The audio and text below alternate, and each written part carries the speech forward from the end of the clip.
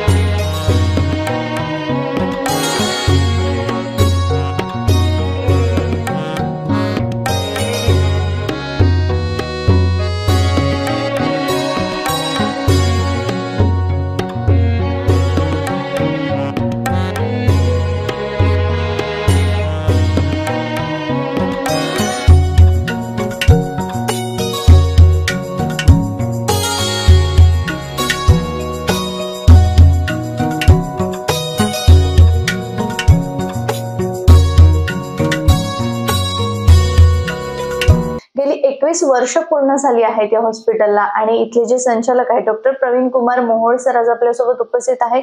गेली 21 वर्षांपासून सर अमरावतीमध्ये प्रॅक्टिस करत आहेत, सेवा देत आहेत. वंध्यत्व त्याचबरोबर मूळव्याध आणि भगंदर या सगळ्या आजारांवरती आयुर्वेदाने ते उपचार करीत आहेत. आयुर्वेदाने हे सगळे आजार ते दूर करीत आहेत. ते कशा प्रकारे करीत आहेत हेच आज आपण जाणून घेणार आहोत. सर्वात आधी डॉक्टर प्रवीण कुमार मोहोळ सरांचं आपण आपल्या जीएम न्यूज मध्ये स्वागत करूयात. सर खूप खूप स्वागत आहे तुमचं आमच्या या चॅनल मध्ये. नमस्कार. जसं की 21 वर्ष झाली आहेत जवळपास, खूप मोठा काळ गेलेला आहे अमरावतीमध्ये, अमरावतीकरांच्या सेवेमध्ये.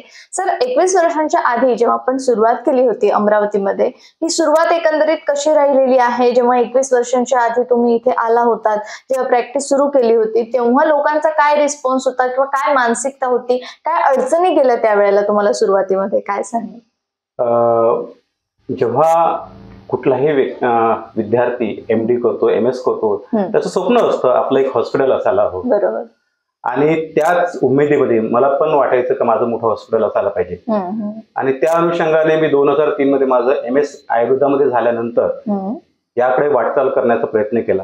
सोबतच त्याकरिता लागणाऱ्या, जसं मला आयुर्वेदाचं तर पूर्ण ज्ञान होतच होतं, परंतु नवीन नवीन उपचार पद्धती ज्या आजकाल चालू आहेत, लेझर ट्रीटमेंट चालू आहे, ऍडव्हान्स ट्रीटमेंट चालू आहे, रेडिओ फ्रिक्वेन्सी आहे, IRC आहे, या प्रकारची सुद्धा ट्रीटमेंट आपल्या हॉस्पिटलमध्ये रुग्णांना मिळायला हवी. एकाच छताखाली सर्व रुग्णांना त्या प्रकारची ट्रीटमेंट सुविधा मिळावी अशी माझी अपेक्षा होती. सोबतच सोनोग्राफीचं पण ट्रेनिंग मी दिल्ली येथे जाऊन 3 महिन्याचं ट्रेनिंग घेतलेलं आहे. आणि जेणेकरून माझा हा उद्देश तर पेशंटला एकाच छताखाली सर्व सुविधा मिळायला पाहिजे. आणि 2003 मध्ये माझं एमएस झाल्यानंतर मी दिल्लीला गेल्यानंतर 2003 मध्येच 21 डिसेंबरला मी माझ्या हॉस्पिटलचं इनॉग्रेशन केलेलं आहे. बिलकुल, नक्कीच. आणि 21 वर्षांपासून तुम्ही इथे कार्यरत आहात, सेवा देत आहात. सर मला सांगाल की मोहोळ मल्टी स्पेशालिटी हॉस्पिटल इथे आणखीन मी जसं सुरुवातीला सांगितलेलं आहे या आजारांवरती इलाज होतो, पण आम्हाला तुमच्याकडनं जाणून घ्यायचंय की मुळात कुठल्या आजारांवरती इथे इलाज होतो आणि कुठल्या ऍडव्हान्स गोष्टी आपल्या मोहोळ मल्टी स्पेशालिटी इथे अवेलेबल आहे, तर त्याहीबद्दल मला जाणून घ्यायचं. मोहोळ हॉस्पिटल येथे वंध्यत्व, मूळव्याध, भगंदर यावरील ज्या पण उपचार पद्धती आहेत त्या सर्वच्या सर्व आपल्या इथे उपलब्ध आहेत. जसं मूळव्याध भगंदर जर म्हटलं, अॅनोरेक्टल डिसऑर्डर जे आहे यामध्ये जे बिनाईन डिसऑर्डर येतात, बिनाईन डिसऑर्डर मध्ये जर बघत असाल तर पाईल्स, फिस्टुला, फिशर, त्याच प्रकारे या ठिकाणी येणारे अनेक व्याधी आहेत. रुग्ण एखाद्या वेळेस येतो आपल्याकडे फक्त मूळव्याध म्हणून येतो, परंतु फक्त मूळव्याधच नसतो. या ठिकाणी असणारे अॅनल स्टेनोसिस झालेलं असेल, स्ट्रिक्चर झालेलं असेल, फिशर झालेलं असेल, या सर्व प्रकारच्या आजारावर आपल्या इकडे ट्रीटमेंट होतो. आपल्या येथे स्क्लेरोथेरपी, इन्फ्रारेड कोॲग्युलेशन, सोबत स्क्लेरोथेरपी जे आजकाल इंजेक्शन थेरपी आपण त्याला म्हणतो, त्या प्रकारचे ट्रीटमेंट पण आपल्या इकडे आहे. स्क्लेरोथेरपी आहे, IRC आहे, नंतर लेझर आहे. अजून आयुर्वेदामध्ये जे क्षार सूत्र सांगितलेलं आहे, क्षार सूत्र सोबत क्षार ऍप्लिकेशन, या पद्धतीचं पण ट्रीटमेंट आपल्या इकडे होतो. म्हणजे A to Z प्रकारची ट्रीटमेंट आपल्या इथे एकाच छताखाली मुळव्याध भगंदर होते.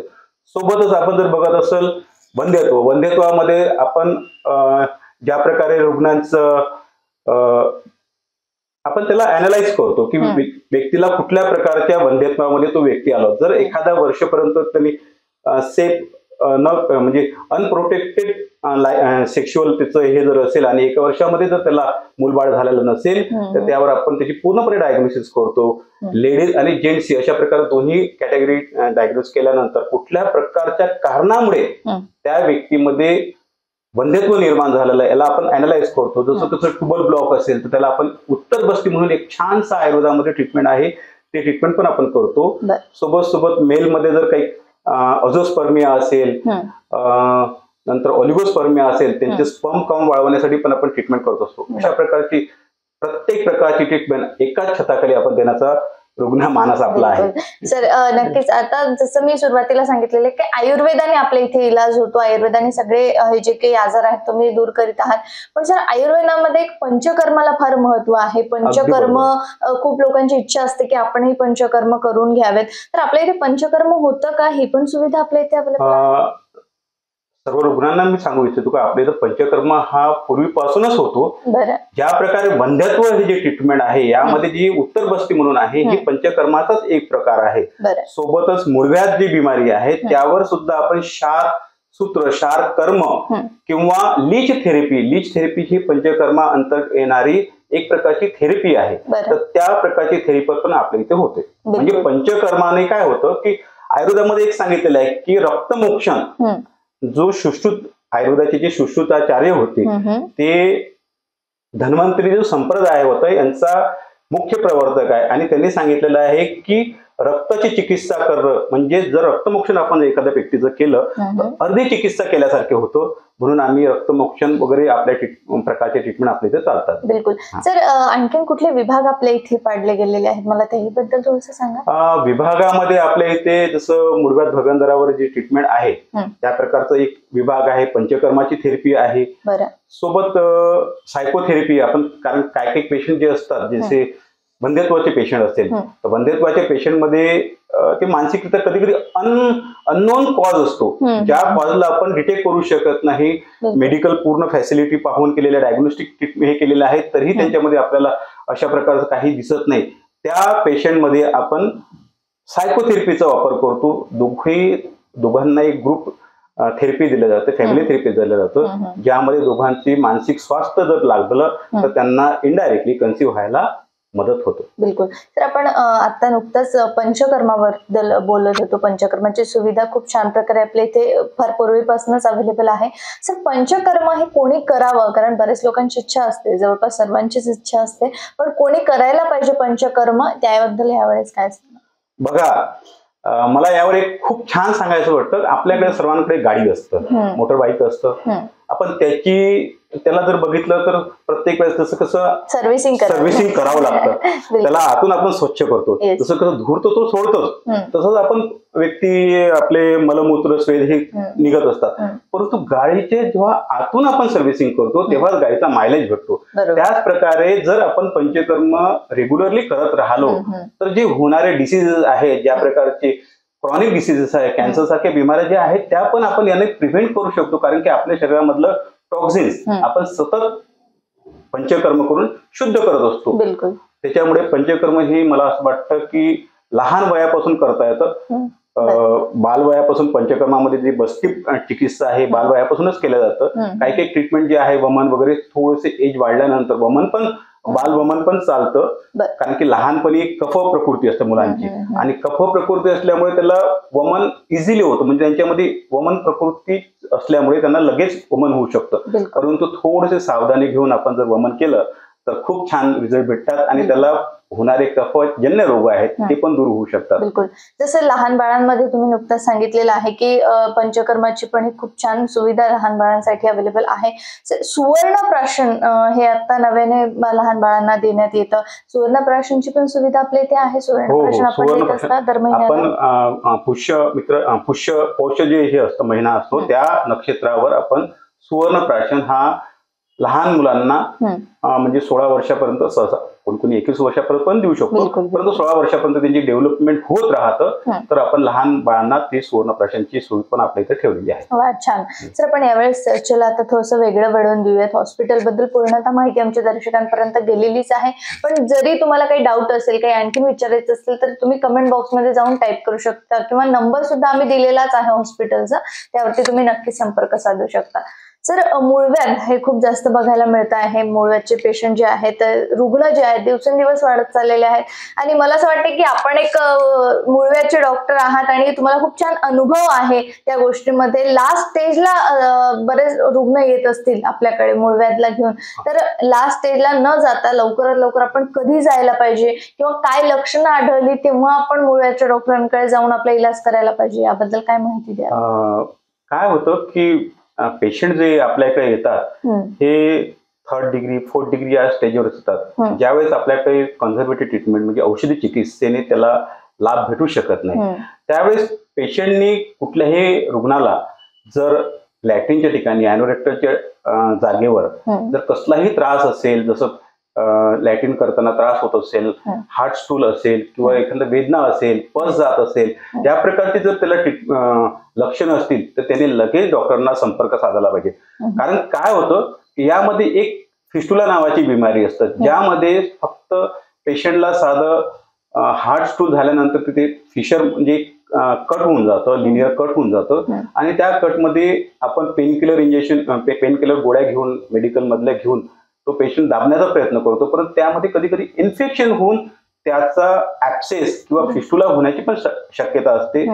तीच जर तुम्ही खबरदारी सुरुवातीलाच जेव्हा किंवा तुम्हाला लॅट्रिनच्या ठिकाणी त्रास झालेला असेल आणि लगेच तुम्ही डॉक्टरला इचिंग असेल, पेन असेल, बर्निंग सेन्सेशन असेल, लगेच तुम्ही दाखवलं तर तुम्ही या मोठ्या आजारापासून नक्कीच सुरुवातीच्या स्टेजमध्ये तुम्ही बचावू शकता. बिलकुल. सर मूळव्याध जो आहे तो दिवसेंदिवस वाढत चाललेला आहे, पण मूळव्याध होऊच नये यासाठी काय खबरदारी घ्यायला पाहिजे किंवा मग आपला आहार कसा असायला पाहिजे? कारण बरेच वेळा आपण ऐकत असतो की मसालेयुक्त खाल्ल्याने मूळव्याधचं जे आहे ते प्रमाण वाढत असतं किंवा मग तिखट खाल्ल्याने खूप वाढत असतं, तर काय करायला पाहिजे किंवा काय नको करायला मूळव्याधसाठी? बघा, आपण सकाळी उठल्यावर कुठलाच प्राणी असं म्हणणार नाही की मला आज लॅट्रिन झाली नाही तर मी खूप छान आहे, घाण झालेली नाही. बिलकुल. ज्या व्यक्तीला पोट साफ झालेलं आहे तोच या खरं सुखी प्राणी आहे. म्हणून पोट साफ होणं हे सर्वात महत्वाचं आहे. तर त्याकरता आपण काय करायला पाहिजे? आपली डाएट व्यवस्थित असायला पाहिजे. डाएट घेताना मसालेदार तळलेला पदार्थ याचा थोडंसं अवॉइड करायला पाहिजे किंवा कमीत कमी आपल्या याच्यामध्ये मैदायुक्त पदार्थ याला आपण अवॉइड करायला पाहिजे. सुपाच्य अन्न जे आपल्याला लगेच पचेल अशा प्रकारचं अन्न आपण जेवायला पाहिजे, ज्या अंतर्गत जसं आपण बघू की मैद्याचे पदार्थ आहे, ब्रेडचे पदार्थ आहे, याला कमीत कमी खाण्याचं. नंतर हे आजकाल पिझ्झा, बर्गर याचा जो फास्ट फूडचा जो जमाना आलेला आहे याच्यापासून आपण दूर राहायला पाहिजे. सोबत आपली डेली एक्सरसाइज असायला पाहिजे. मॉर्निंग वॉक, इव्हिनिंग वॉक असलं, कोमट सकाळी उठल्याबरोबर आपण जर कोमट पाणी पिलं, झोपताना सुद्धा कोमट पाणी प्यायला पाहिजे.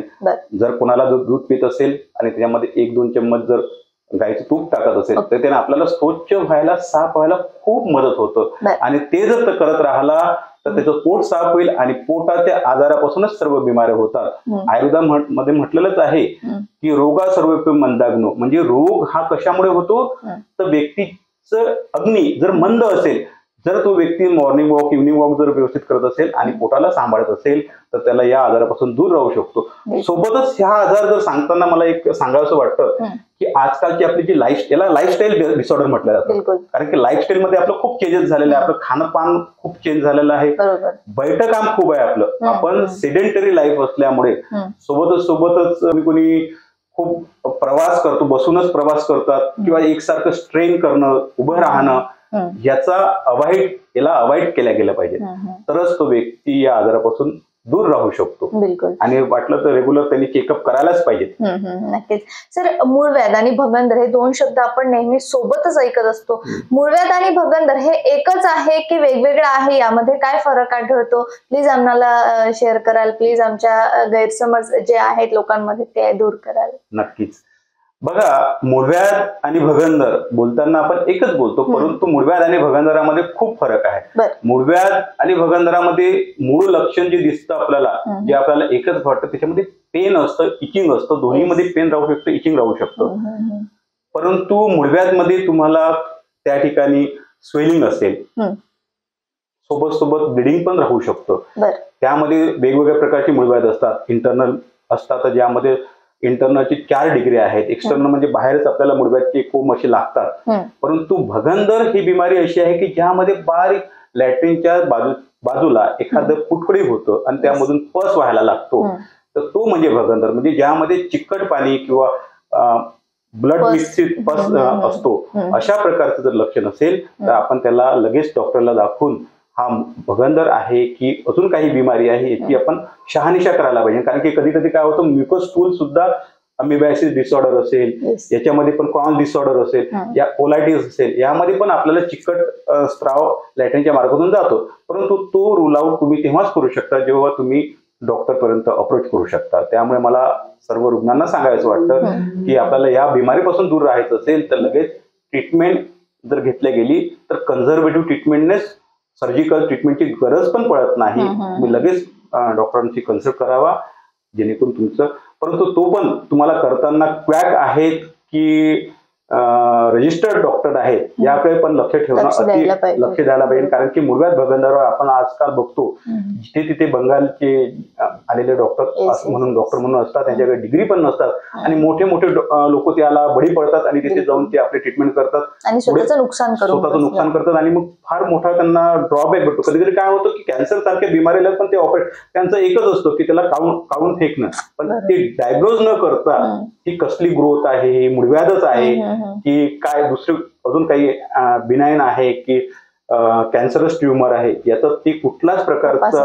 विचार करत नाही आणि काढतात. त्यामुळे कृपया सर्व रुग्णांना माझी विनंती आहे की त्यांनी क्वालिफाईड डॉक्टर करूनच तपासणी करून उपचार करून घ्यावे. तर जे शिकलेले आहेत तर त्यांचं खरंच सर्टिफिकेट वगैरे बघून आपण त्यानंतरच ठरवायला पाहिजे की कोणाकडनं आपण ट्रीटमेंट घ्यायला पाहिजे आणि कोणाकडनं आपण उपचार घ्यायला पाहिजेत.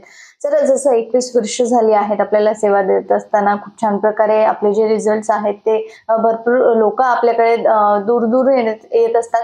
सर, याचबरोबर मी असं ऐकलेलं आहे की तुम्ही सोशली पण भरपूर ऍक्टिव्ह असतात. स्विमिंग चॅम्पियन आपण आहात. एक डॉक्टर असून पण आपण स्वतःकडे कशा प्रकारे लक्ष द्यायला पाहिजे, स्वतःच्या पण ज्या हॉबीज आहेत, जे स्वतःसाठी वेळ आहे तो कधी आपण द्यायला पाहिजे, किती आवश्यकता आहे त्याची, याबद्दल आमच्या दर्शकांना काय मार्गदर्शन कराल आणि इतर डॉक्टर्स पण बघत आहेत त्यांनाही काय सल्ला द्याल? नक्कीच नक्कीच. बघा, आपण जर तंदुरुस्त असलो तर आपण पेशंटला व्यवस्थित तंदुरुस्त ठेवू शकतो. डॉक्टरच जर तंदुरुस्त नसला तर पेशंटकडे आपण जे गायडन्स करणार आहोत त्याकडे पेशंट दुर्लक्ष करत असतो. त्यामुळे तुम्ही जर तंदुरुस्त असेल, तुमच्यामध्ये जर फिटनेस दिसत असेल तर पुढचा ऐकणारा सुद्धा तुम्हाला त्या प्रकारे प्रतिसाद देत असतो. माझं जर मी दैनंदिन सांगायचं म्हटलं तर मी सकाळी उठल्याबरोबर स्विमिंगला सकाळी 7 वाजता तो 7 ते 8 स्विमिंग असतं. त्याच्या अगोदर मी मॉर्निंग वॉक, इव्हनिंग वॉक पण करतो. सोबतच सायकलिंग, रनिंग, हॅमर या प्रकारचे प्रत्येक जे इव्हेंट्स आहे, ऍथलेटिक्स जे इव्हेंट्स आहे त्यामध्ये मी स्वतः म्हणजे आमचं फॅमिलीच पूर्ण त्याच्यामध्ये भाग घेत असतं. परंतु माझं मूळ म्हणायचं काय आहे की मी रुग्णांना जेव्हा सांगेल तर रुग्णांनी माझ्या तेव्हाच ऐकेल किंवा जेव्हा मी फिट दिसेल.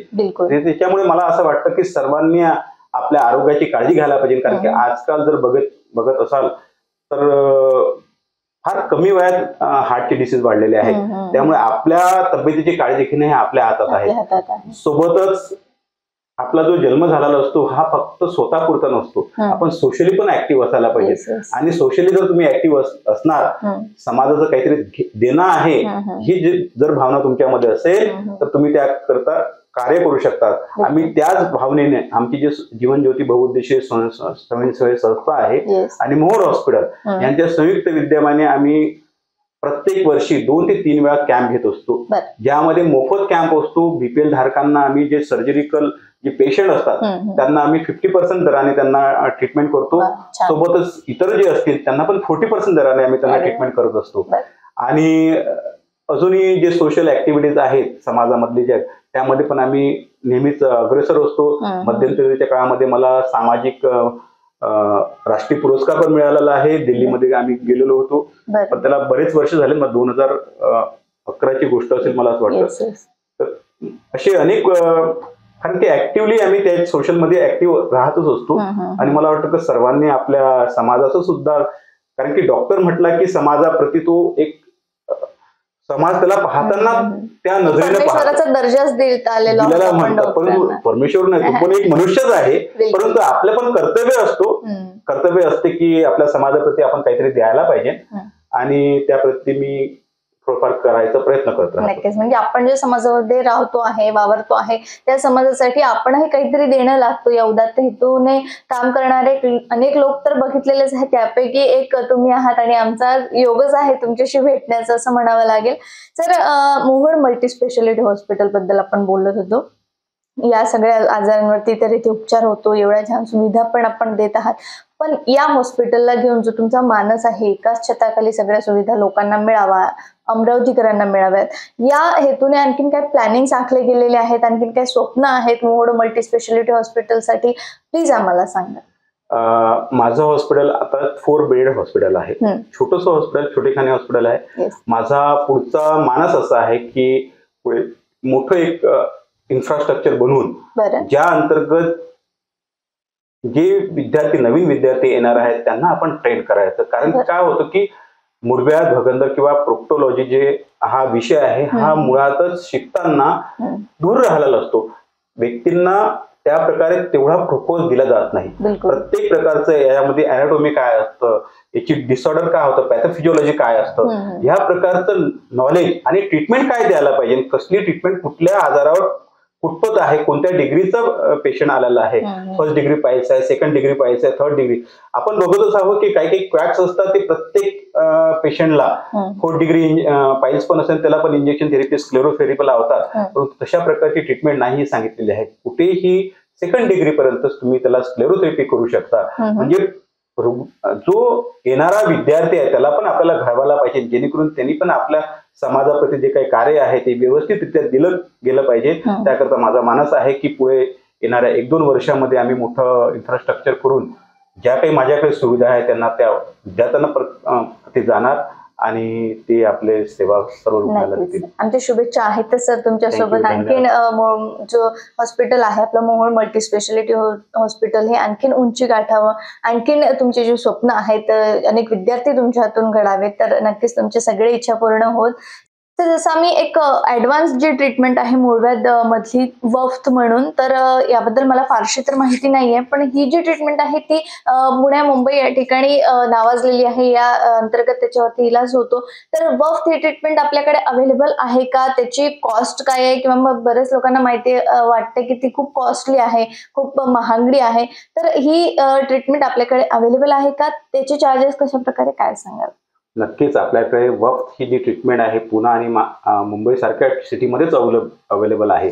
आपण त्याचा व्यवस्थित कोर्स करून, ज्याला मिनिमल इन्व्हेजिव्ह ट्रीटमेंट असं म्हटलं जातं, म्हणजे ज्यामध्ये मिनिमल रुग्णाला इंजुरी होते किंवा मिनिमल आपण त्या प्रकारे त्यांना हे करून, म्हणजे इन्सिजी देऊन त्यामध्ये आपण ट्रीटमेंट करू शकतो. ज्या अंतर्गत व्हिडिओ असिस्टेड, वफ्तचा लॉंग फॉर्मच सांगितलं आहे, video assisted anal treatment, fistula treatment, ज्यामध्ये फिस्टुला जर बिमारी असेल तर त्या व्यक्तीला आपण फिस्टुलाची ट्रीटमेंट करताना इंडोस्कोपिकच्या द्वारे, ज्या प्रकारे आपण लॅप्रोस्कोपिकच्या द्वारे पोटाच्या आजाराचं ट्रीटमेंट करतो, त्याच प्रकारे वफ्तच्या द्वारे व्हिडिओ असिस्टेड करून, म्हणजे इंडोस्कोपिक स्कोप टाकून त्यात गायडेड वायरनुसार आपण आतमधील पूर्णचे पूर्ण टिश्यू जे असतात त्याला डिस्ट्रॉय करतो आणि ॲब्लेट करून पेशंटला या फिस्टुला सारख्या, म्हणजे त्याला आपण असं दुर्धर अशा आजारापासून त्याला मुक्त करू शकतो.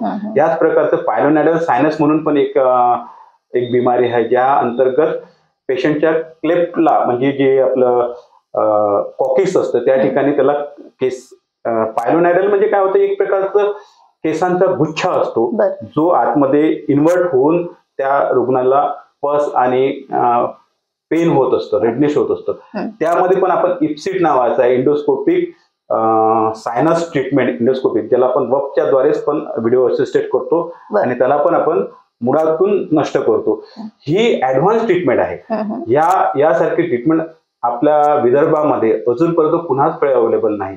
जे ट्रीटमेंट आपण आपल्या इथं आणलेली आहे आणि रुग्णाला कमीत कमी म्हणजे चार्जेस मध्ये, ज्या प्रकारे जर मुंबई पुण्या साईडला गेले तर त्याला 70-80 ते 1 लाख 1.5 लाखापर्यंत खर्च येतो, जो आपण मिनिमम करून 30-20,000 25,000 आणि त्याही पेक्षा जर एखादा व्यक्ती जर गरीब असेल, म्हणजे जसं बीपीएल कार्ड धारक असेल, तर त्याला आपण अजूनच त्याच्यामध्ये कमीत कमी दरामध्ये करण्याचा मानस आमचा आहे, जेणेकरून रुग्ण या फिस्टुला आणि मूळव्याध या बिमारीपासून मुक्त व्हावा.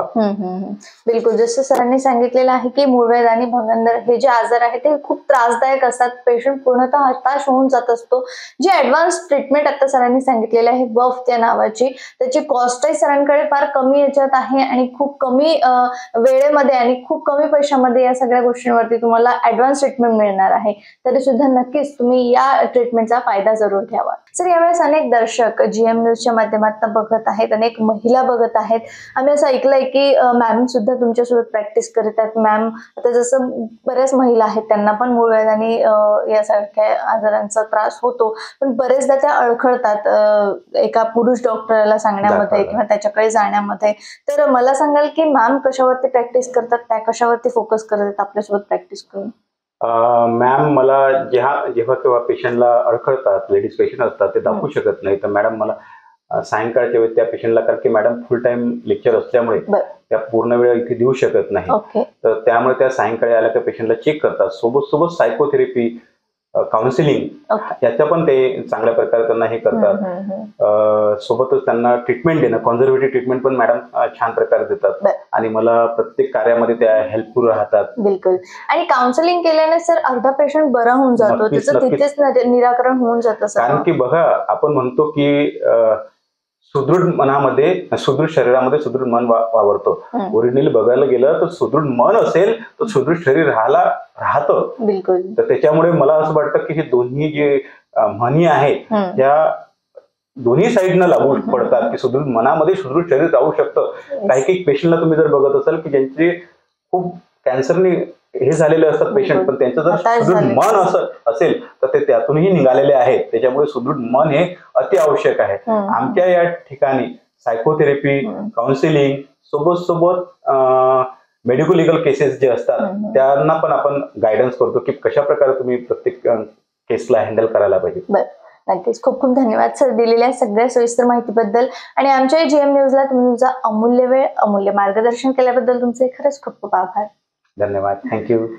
तर हे होते माझ्यासोबत डॉक्टर प्रवीण कुमार मोहोळ सर. आपण बघितलेलं आहे की मोहोळ मल्टीस्पेशालिटी हॉस्पिटल इथे काय इलाज होतो, कुठले उपचार होतात, त्याचबरोबर सुविधा काय काय आहेत आणि सरांचे या हॉस्पिटलला घेऊन काय प्लॅनिंग आहेत. जर तुम्हाला इथपर्यंत पोहोचायचं असेल, मूळव्याध, भगंदर, वंध्यत्व यासारख्या आजारांवरती जर तुम्हाला उपचार मिळवायचा असेल तर तुम्ही खाली दिलेल्या स्क्रीनच्या नंबरवरती संपर्क साधू शकता. ऍड्रेस सुद्धा बाजूला मेन्शन केलेला आहे आणि जर तुम्हाला काही प्रश्न विचारायचे असतील तर तुम्ही कमेंट बॉक्स मध्ये जाऊन टाईप करू शकता. तुर्तास मी नेहा तुम्हा सर्वांची रजा घेते. बघत रहा गजर महाराष्ट्राचा.